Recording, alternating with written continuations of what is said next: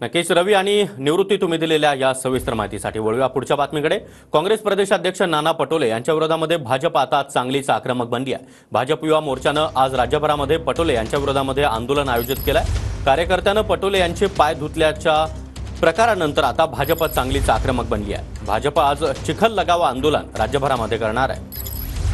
अकोल्यामध्ये नाना पटोले हे एका वारीच्या कार्यक्रमामध्ये सहभागी झालेले होते, त्यावेळी त्यांचे पाय चिखलाने भरले। मात्र कार्यकर्त्यानं त्यांचे पाय धुतल्याचा व्हिडिओ सोशल मीडियावर चांगलाच व्हायरल झाला आणि त्यानंतर पटोले यांच्यावर विविध स्तरातून टीका सुरू झाली आहे।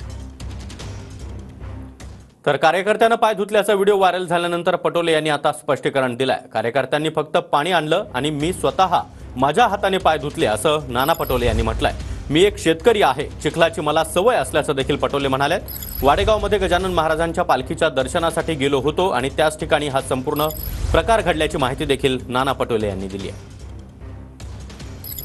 शेतकरी आहे, मला चिखलाचं सवय आहे, मला काही ते काही हे नाही आहे। मी तिथं चिखल आहे म्हणून मी गजानन महाराजांच्या पालखीचं दर्शन करणार नाही असातला मी नाही आहे। मी शेतकरी आहे, मी चिखलात राहणारा माणूस आहे।